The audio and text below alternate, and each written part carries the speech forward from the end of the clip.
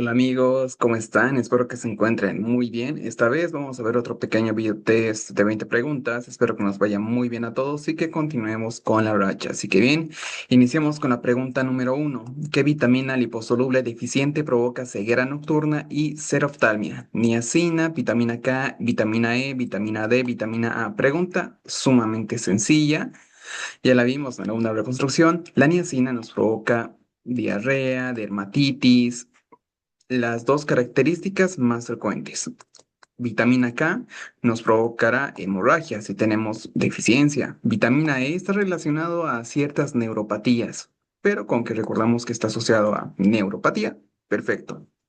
Vitamina D puede ser desde raquitismo hasta osteomalacia.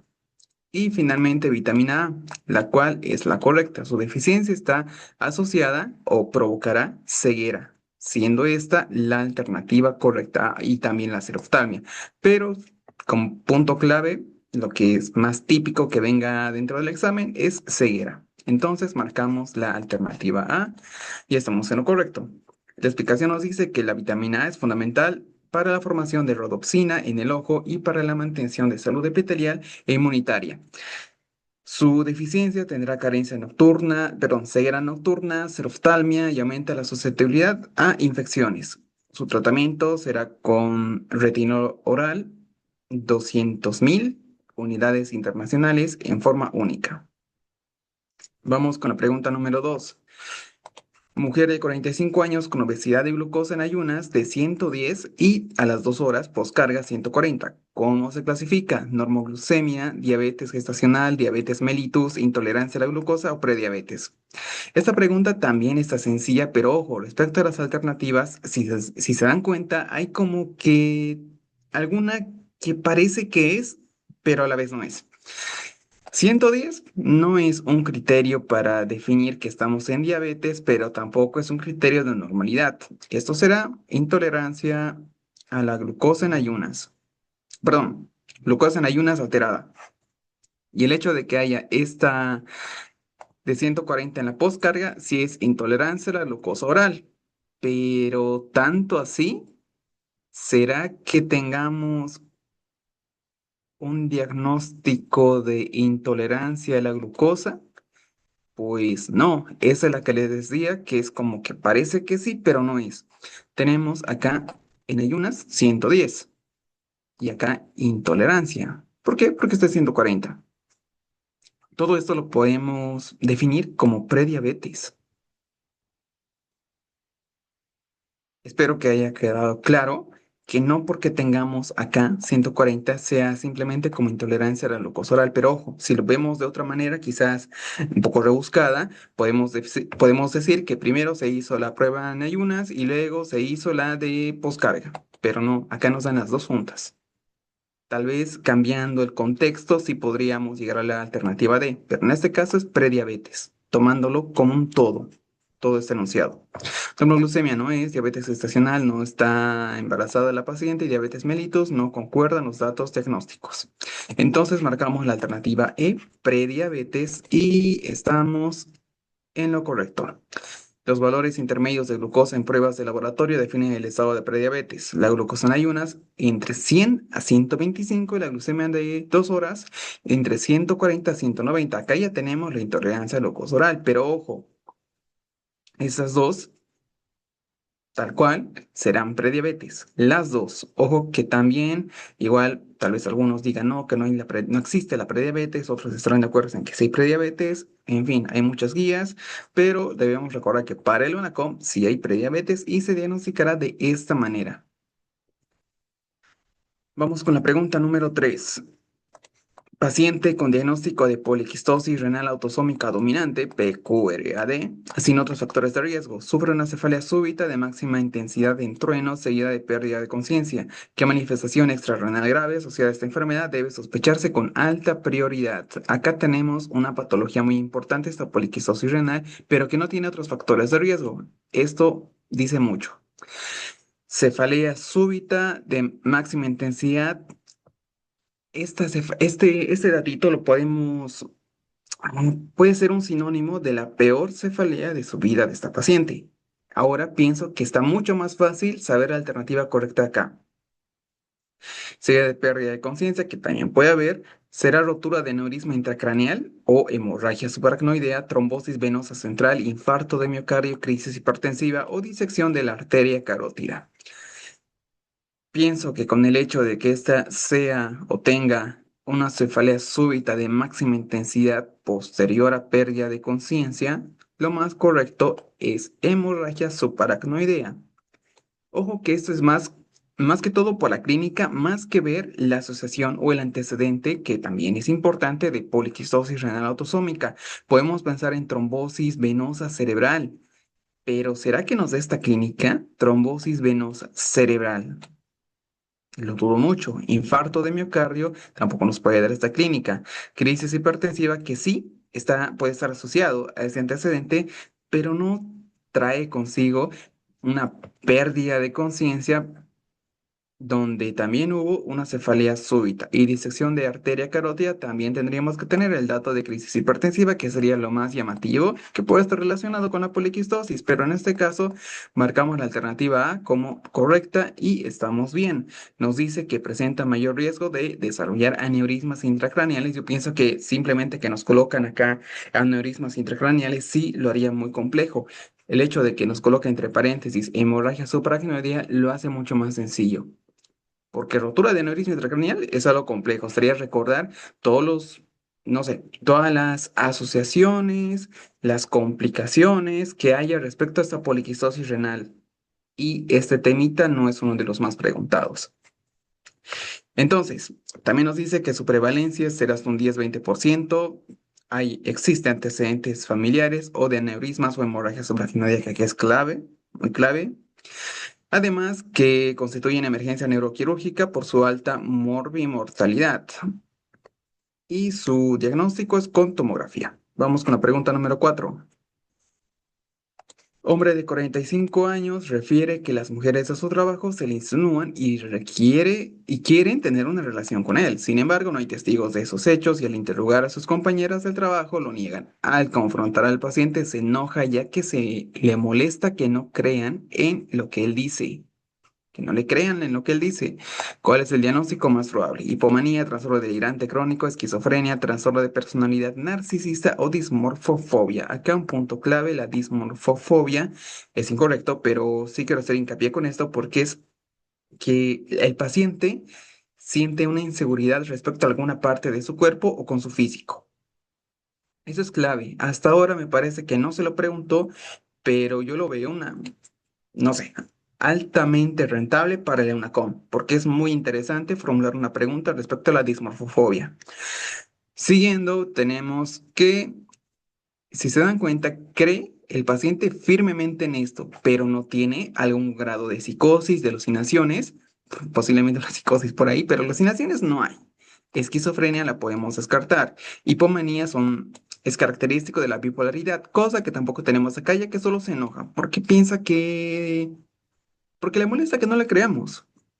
¿Será un trastorno de personalidad narcisista o trastorno delirante crónico? Acá la respuesta es delirante crónico, porque está delirando y esto puede llevar mucho tiempo, tanto tiempo que hasta no hay testigos. Piensa que es todo, él piensa que está en lo correcto, sin embargo, no es así. Un trastorno de personalidad narcisista también podría estar por ahí, pero no del todo, ya que hay aquí grandiosidad por uno mismo que tal vez no lo veamos acá. Entonces marcamos la alternativa B, trastorno delirante crónico, y estamos en lo correcto.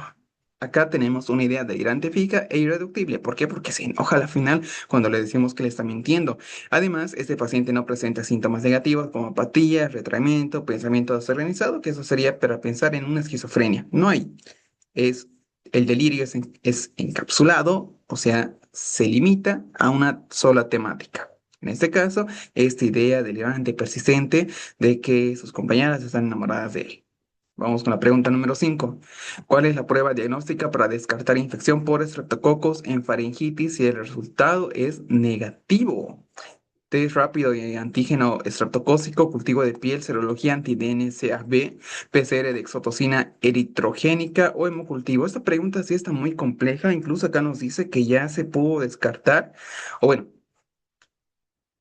la, ¿qué prueba diagnóstica había de descartar infección por estreptococos en faringitis si el resultado fue negativo? O sea, pero ¿qué resultado? No nos dice si fue un test rápido, un antígeno, por pura clínica, porque sí, y ya, no lo sabemos. Pero cultivo de piel sería incorrecto. Serología, esto lo ve de manera retrospectiva. Si es que ya tuvo tal vez una faringitis por estreptococo grupo B. PCR de exotocina eritrogénica, esto no lo veo relevante, hemocultiva en una bacteria podrá ser, pero acá simplemente nos dice para descartar el estreptococo en faringitis. Si ya fue negativo, pienso que lo más lógico, lo más coherente será repetir nuevamente con un test de antígeno para el streptococo, con un test rápido. O directamente, si es que la pregunta cambiaría, o perdón, la alternativa cambiaría, sería un cultivo, que también sería lo más correcto. En este caso, me parece que acá, que definamos o que coloquemos nosotros como cultivo, sí estaría mejor escrito, mejor dicho, que tal vez pensar en un test rápido. Aún así es la única que cuadra con las otras alternativas. Quizás podría haber sido esto del C, de la alternativa C, pero lo veo muy poco probable. Entonces, este rápido de detección de estreptocócica es una herramienta diagnóstica útil para evaluar faringitis de probable origen bacteriano. Su objetivo principal es identificar la presencia de estreptococos piógenes.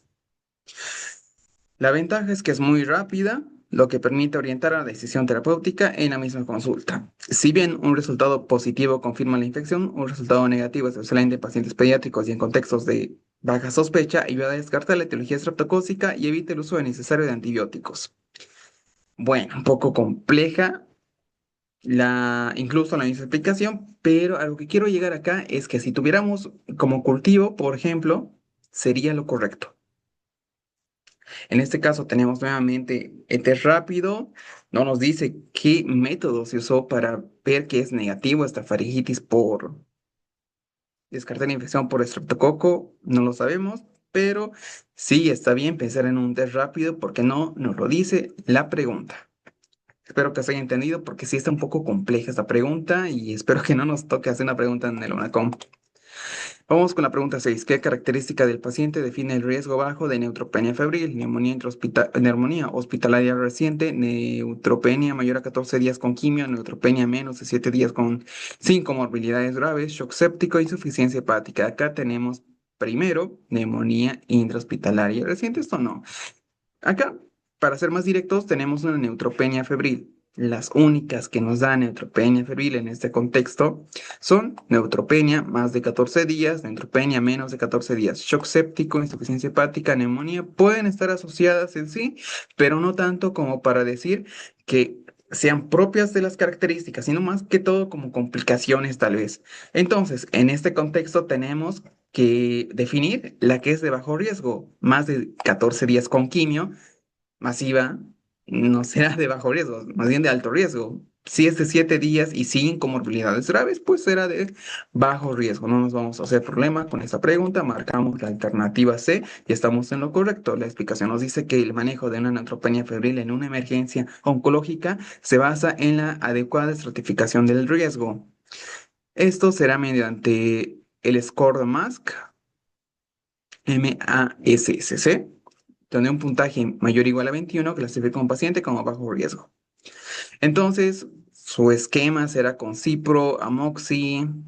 De todas maneras, este tipo de preguntas es muy compleja. Yo de acá rescato las dos alternativas: neutropenia más de 14 días con quimios, algo de alto riesgo, y menos de 7 días es algo de bajo riesgo. Obviamente que no haya comorbilidades.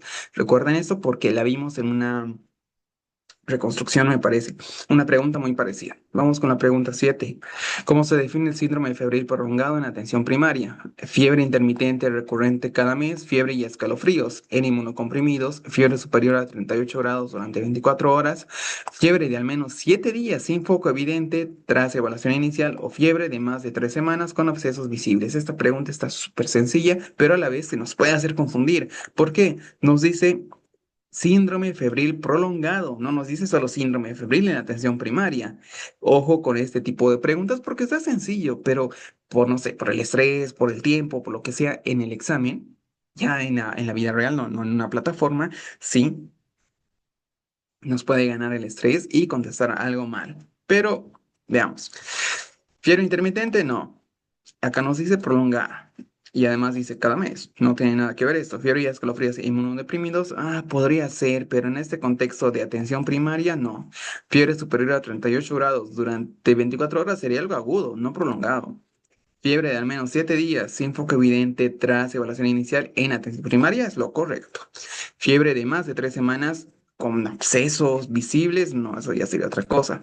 Entonces marcamos la alternativa D y nos dice la explicación que este síndrome febril se definirá como la presencia de fiebre persistente, generalmente más de 38 grados. Esta definición permite distinguirlo del síndrome febril agudo, que es menor a 7 días. Este que es de 24 horas igual entra dentro de esta definición del agudo.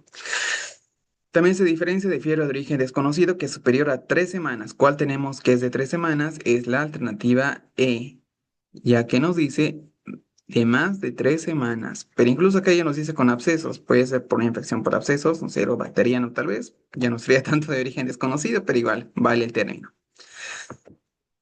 Y el síndrome de Febrile prolongado presenta un estado intermedio donde las causas infecciosas siguen siendo las más probables. Pregunta, yo lo veo algo compleja, más que todo es fácil, pero que nos puede llegar a complicar. Vamos con la pregunta 8. ¿Qué patrón dietético se recomienda para el manejo de dislipidemias? Rica en grasas trans, alta en carbohidratos, alta en azúcares, exenta de vegetales, dieta mediterránea, baja en grasas saturadas. Si tenemos dislipidemias, lo correcto no será darle grasas trans, lo vamos a empeorar este cuadro. En carbohidratos, aún más, lo vamos a empeorar. Azúcar es lo mismo que carbohidratos, empeorar. Exenta de vegetales, tiene que ser rica en vegetales, lo que conlleva la alternativa de dieta mediterránea, que se basará más, o lo que podemos asociarlo, en dieta de pescados o omega 3. Vale. Esta dieta se asocia de forma consistente con una reducción significativa del riesgo cardiovascular. ¿Por qué? Porque tiene fruta, verdura, legumbres, granos, frutos secos, prioriza grasas insaturadas, consumo de carne roja, alimentos procesados, sustituyéndolos por opciones más saludables. Incluye algunos casos consumo moderado de vino. En fin, esta dieta mediterránea es muy buena en el manejo de dislipidemias, cosa que nos explicará mucho mejor tal vez un nutriólogo. No tal vez, es lo más seguro que nos explica mucho mejor un nutriólogo. Nosotros como médicos debemos recordar lo más básico y orientar al paciente, pero el nutriólogo es el máximo experto. El nutrólogo o la nutróloga. Vamos con la pregunta 9. ¿Qué es la anasarca? Hirotórax unilateral, edema cerebral, edema generalizado con acumulación de líquido en el espacio intersticial de todo el cuerpo, ascitis aislada o edema localizado. Anasarca, recuerden, anasarca es generalizado. Entonces, si es algo generalizado, ¿cuál será la alternativa correcta? Eso ya está sencillo. Unilateral, y más que todo en hirotórax, no tiene nada que ver. Edema cerebral, eso nos da muchas complicaciones, pero entre ellas no es la definición propia de anasarca. Esta sí será la alternativa C, edema generalizado, que dijimos, es algo generalizado. Entonces, concuerda con la alternativa C. ¿Por qué? Porque es en todo el cuerpo. No hay donde perdernos con esta pregunta. Ascitis, edema localizado, esto ya es algo malo o que está mal.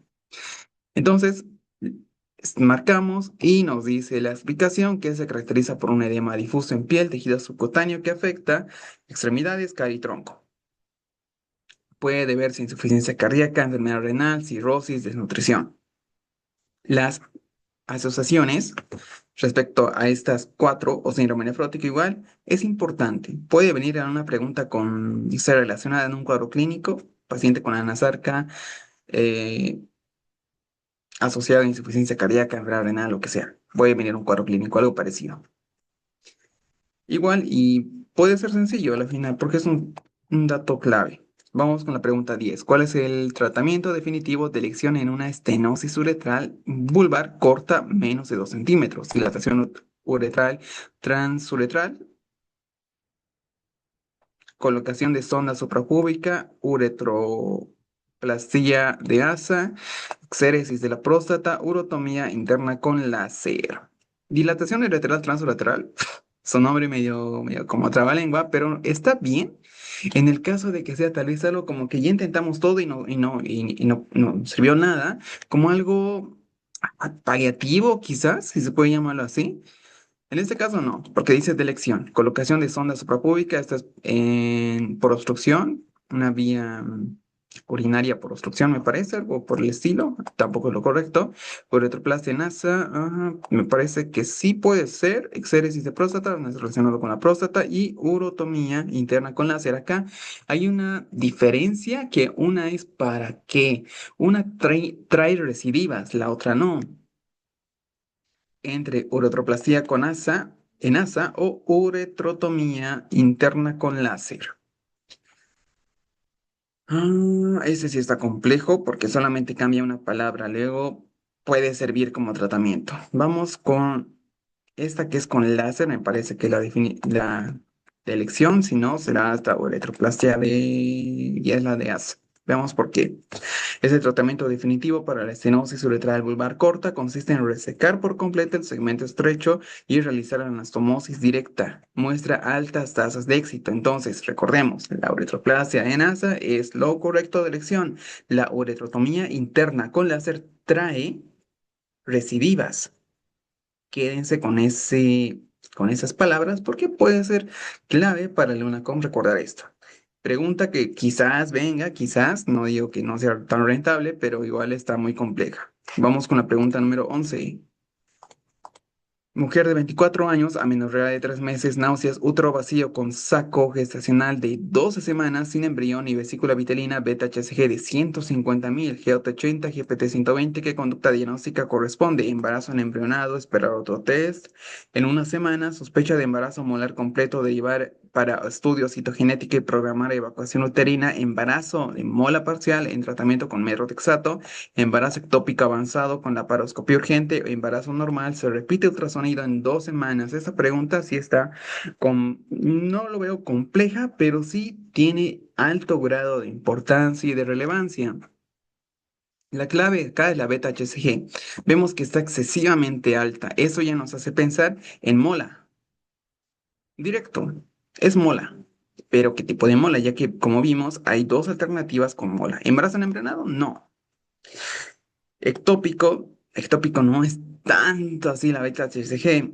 Y embarazo normal, mm, no es un embarazo normal con esos niveles de beta-HCG. Nos quedamos entonces con derivar para estudio citogenético y programar evocación uterina o tratamiento con metro. El metro no está del todo bien en una mola parcial, incluso acá la beta-HCG tal vez no sería exageradamente alta como para pensar en una mola parcial, acá 150.000 y es un rango muy pero muy elevado. Esto sí es un embarazo molar completo y eso se lo ve con estudio citogenético y evacuación uterina, que la evacuación sí es lo más importante. Entonces, esta combinación del saco gestacional de gran tamaño sin embrión y pienso yo más importante, sus niveles de beta-HCG son sugestivos de embarazo molar completo. Se caracteriza por la proliferación anómala de trofoblastos, la beta-HCG es extremadamente elevada y la conducta elevada de la evacuación uterina y esto se lo hace con qué? Con el grado.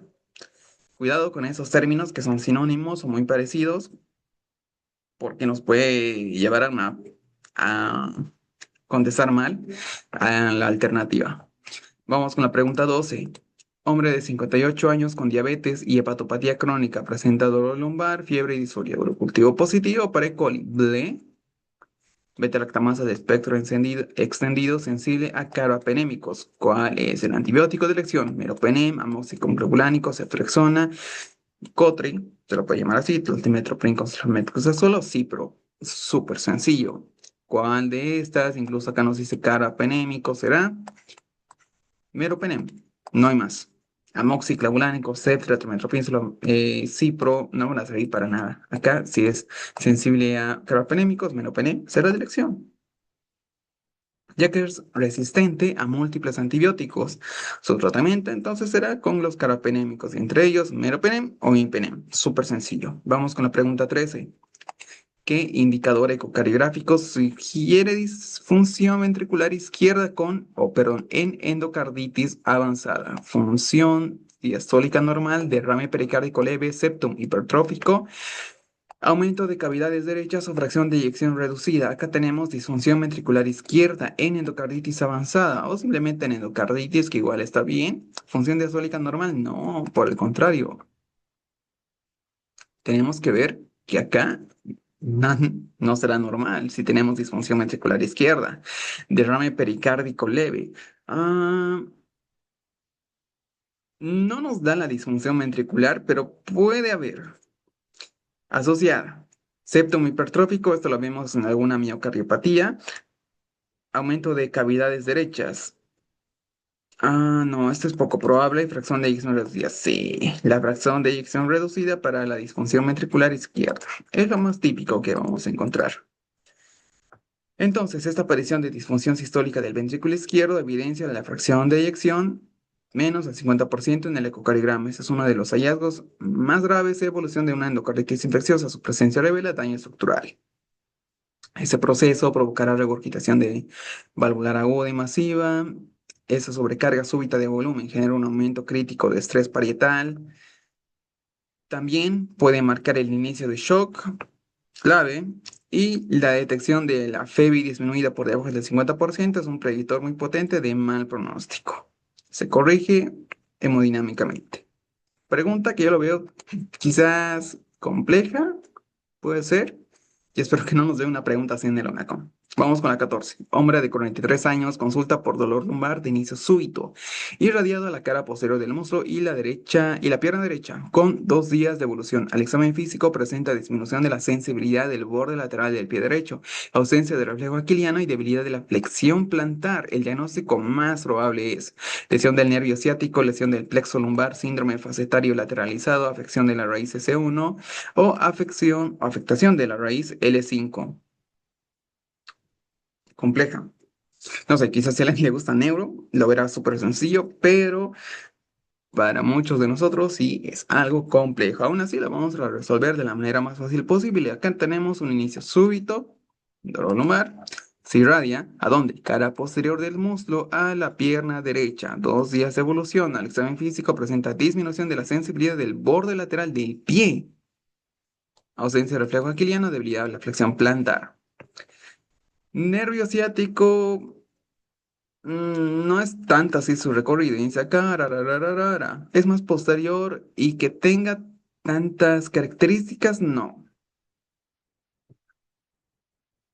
Vean, porque dice cara posterior del muslo, a la pierna derecha, que tenga disminución de la sensibilidad del borde lateral, no es tanto así esto del nervio ciático. Lesión del plexo lumbar irá de la L1 a la L4, que tampoco da este tipo de clínica. Algo más generalizado podría ser síndrome facetario lateralizado. Facetario tampoco tiene nada que ver con esto. De la afectación de la raíz S1, tarararara, lumbar irradiado, puede ser. Tenemos acá, bueno, una característica es que esta va ¿a dónde? Al borde lateral del pie derecho o al borde del pie. Esa es una característica muy clave. Mientras que la afectación del L5 no llega hasta el borde lateral del pie. Ese es mucho más abajo que la L5. Entonces, si se dan cuenta, este nos dice que va hasta el borde lateral del pie derecho. El L5 no llega hasta el borde lateral del pie derecho, o al menos hasta el borde lateral del pie. ¿Qué importa si es izquierdo o derecho? Pero no llega hasta ahí. Por lógica, podemos marcar la S1. Si es que estamos inseguros, nos quedamos con dos, S1 y L5. Son las más probables y las más lógicas. Viendo la raíz nerviosa de dónde sale y su trayecto, o un trayecto aproximado. No es necesario saber bien todo su trayecto, qué recorre, qué no recorre.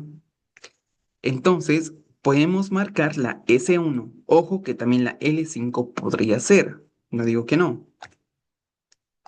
Se parece mucho. Vamos a marcar la S1 porque llegas del borde lateral del pie. Si fuera tal vez un poco más arriba, no sé, a borde lateral, tal vez hasta el dedo, no sé, pulgar, me parece, que es de la L5. Entonces marcamos la S1 y estamos bien. El paciente con lombociática derecha, los hallazgos neurológicos permiten localizar la raíz comprometida, disminución de la sensibilidad, ausencia de reflejo geliano, disminución de la flexión plantar del pie. Pregunta, yo lo veo sumamente compleja. Tenemos que razonar mucho, tal vez recordar todos estos recorridos de las raíces nerviosas Yo lo veo súper complejo. Acá nos ayudamos simplemente viendo cuál va más allá que la otra. Vamos con la pregunta 15. ¿Cuál es el principal beneficio de un abordaje integral de la hemorroides? Garantizar que no habrá más sangrado, obviar visita médica, combinar medidas dietéticas, farmacológicas y procedimientos para aliviar síntomas, eliminar necesidades de dieta, promover reposo absoluto. Es súper sencillo. Combinar medidas dietéticas, farmacológicas. ¿Por qué? Porque no solo de un abordaje integral o un manejo integral. Obviar visita médica será todo lo contrario. Si necesitamos visitas médicas, si necesitamos cualquier procedimiento, cualquier medida, tanto dietética, farmacológica y algún procedimiento para aliviar los síntomas. Entonces, todo eso se tratará del abordaje integral con tratamientos tópicos, medidas higiénico-dietéticas, analgésicos, procedimientos, absolutamente todo lo que nos sirva para tratar este padecimiento. Vamos con la pregunta número 16. ¿Qué situación requiere hospitalización inmediata de pielonefritis? Signos de sepsis o vómitos incontrolables, disuria sin fiebre, cefalea sin alteraciones urinarias, hematuria microscópica aislada o febrícula leve sin dolor. Tenemos hospitalización por pielonefritis. O sea, una infección urinaria alta. Signos y síntomas de sepsis o signos de sepsis, vómitos incontrolables, sí podría ser. Sepsis nos indica algo grave y en una pielonefritis aún peor. Esto sí es algo para hospitalizar. Disuria sin fiebre, esto ya es una cistitis común y corriente. Acá no. Cefalea sin alteraciones urinarias, ¿por qué no habría alteraciones urinarias si estamos hablando de pielonefritis? Hematuria microscópica ya se volvería una glomerulonefritis, se puede hospitalizar, pero sería algo muy rebuscado tal vez. Febrícula sin dolor. Febrícula, no. Marcamos la alternativa A, signos de sepsis. Y estamos en lo correcto. En la pielonefritis aguda, la presencia de signos de sepsis, como fiebre alta, taquicardia, hipotensión, vómitos que impiden hidratación o el tratamiento antibiótico oral, ya nos dice que hay que hospitalizar porque se puede tratar de sepsis. Pregunta clave, tal vez algo, no sé, por intuición que lo podamos ver, pero igual es importante saber más que todo las alternativas que eran incorrectas. Vamos con la pregunta 17. ¿Qué seguimiento se recomienda tras iniciar la terapia específica en HP?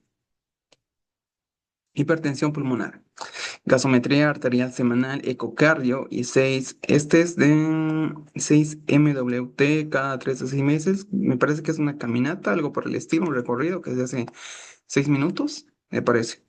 Holter, gamografía pulmonar trimestral o radiografía de tórax. Acá, tras iniciar terapia, ¿qué es lo que nos dicen todas las guías? Más que ver este 6MW, no sé qué cosa, que yo pienso que es un poco distractora a la final, es verla con ecocardio.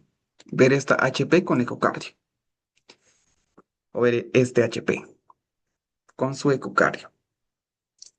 Holter, no sé, puede servir, pero no tanto, es una hipertensión pulmonar. Gamografía pulmonar, sí, tal vez segunda línea, radiografía de tórax, pero anual, no nos servirá anual, pero igual puede servir.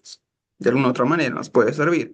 Gasometría no tiene relevancia, entonces marcamos la alternativa B, más que todo por el ecocardio. Es clave. Entonces, tras iniciar tratamiento específico para hipertensión pulmonar, se recomienda un ecocardio y test de marcha de 6 minutos cada 3 a 6 meses. Yo pensaría más en el ecocardio, que es clave para valorar la función y la presión ventricular derecha.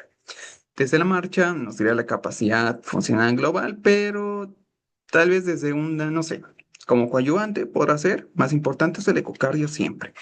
Vamos con la pregunta 18. ¿Qué prueba de imagen es más sensible para detectar derrame pericárdico? Tomografía computarizada sin contraste, resonancia magnética simple, ecocardiografía transtorácica, gamografía cardíaca o radiografía de tórax para detectar derrame. Tomografía puede servir, tal vez segunda línea, resonancia magnética, tal vez, no sé, tercera línea, no va a ver del todo bien, pero nos puede servir, poco muy costoso también. Ecocardio transtorácica, sí, valoramos la estructura del corazón o valoramos estructuras al final. Y para detectar un derrame pericárdico que está en el corazón, entonces sería de elección. Gamografía cardíaca, que no nos va a servir mucho, la de tórax como coadyuvante también nos puede servir. En este caso, marcamos ecocardio y estamos en lo correcto. Este ecocardio es fundamental de primera línea. Se trata de un estudio no invasivo, seguro y ampliamente disponible, además de ser relativamente económico en comparación a otros estudios. Las indicaciones de el ecocardio transtorácico son indispensables para medir la fracción de eyección en la insuficiencia cardíaca. Es la más típica, además evalúa valvulopatías, cardiopatías estructural, es como hipertrofia, busca complicaciones. Es muy importante. Vamos con la pregunta 19. Niño con crecimiento deficiente, diarrea crónica y niveles disminuidos de triglicéridos, kilomicrones en suero postprandial. Prueba de Schroeder positiva. ¿Cuál es la causa subyacente? ¿Cuál será la prueba de Schroeder? Nos ayuda para ver mala absorción. Recuerden eso. Podemos hablar mucho de esta prueba, pero lo más importante es que es para mala absorción. Y esa positiva, entonces tiene mala absorción. Enfermedad de Wilson, yardasis, fibrosis quística, abetaloproteinemia, síndrome nefrótico. ¿Qué tiene? Niveles disminuidos de triglicéridos con kilomicrones en suero postprandial, crecimiento deficiente de hierba crónica. Obviamente habrá acá un síndrome de mala absorción, quizás asociado. Si enfermedad de Wilson es la del cobre, no tiene nada que ver acá. Yardasis, mm, sí, tiene diarrea crónica, podrá tener algo de mala absorción, pero no es tan típico. Y la prueba de Schroeder, que lo podemos descartar, además que tiene triglicéridos. Niveles disminuidos de triglicéridos, cirrosis quística es enfermedades respiratorias gastrointestinales a repetición. Acá no es lo correcto. Y esta abetaliproteinemia sí es lo correcta. ¿Por qué? Porque acá se suprimen los niveles de ¿qué? De triglicéridos. Y esto es lo más característico. Acá nos dice niveles disminuidos, pero que puede ser suprimido también, no hay ningún problema. Síndrome nefrótico, no es síndrome nefrótico, no tenemos proteinuria, hipoalbuminemia y edema. Entonces marcamos la alternativa de abetalipoproteinemia. Y estamos en lo correcto. Trastorno autosómico recesivo, donde la ausencia de esta proteína impide la formación de kilomicrones y VLDL. Conduce a mala absorción de grasa, por eso la prueba de Schroeder está positiva. Se observará ceatorrea, acumula triglicéridos postprandiales en sangre. Prueba de Schroeder, colaboración con grasa en frotis, resulta positiva. Pregunta clave.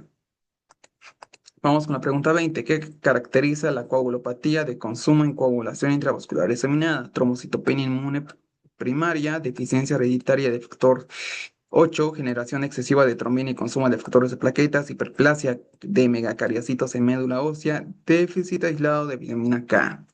Para coagulopatía de consumo de coagulación intravascular diseminada. Trombocitopenia inmune primaria, esto no tiene nada que ver acá. Deficiencia hereditaria de factor 8, esto se verá en hemofilias, acá no. Generación excesiva de trombina y por lo tanto consumo de factores de plaquetas, sí, lo correcto.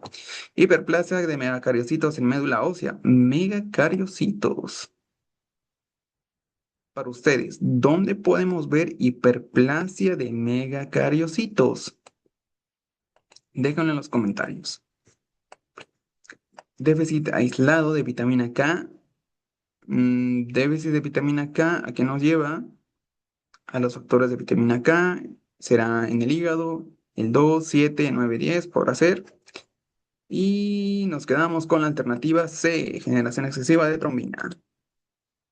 Esta coagulación intravascular diseminada, la activación sistémica de la coagulación genera microtrombos difusos de los vasos pequeños, lo que conlleva consumo acelerado de factores de coagulación 1, 5, 8 de plaquetas. El consumo masivo agota las reservas hemostáticas, originando sangrado simultáneo en múltiples localizaciones. La fibrinólisis secundaria incrementa dímeros D, que también puede estar elevada. Eso es un dato yo veo relevante.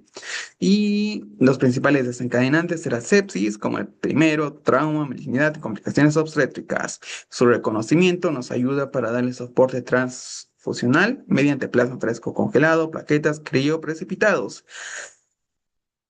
En conclusión, es un desequilibrio crítico entre coagulación y fibrinólisis. Pregunta súper importante. Y acá quisiera recalcar que tendría que decir acá niveles aumentados de triglicéridos en el suero. La misma explicación nos dice que estaba leyendo por acá. Positiva, representa lípidos. ¿Dónde está?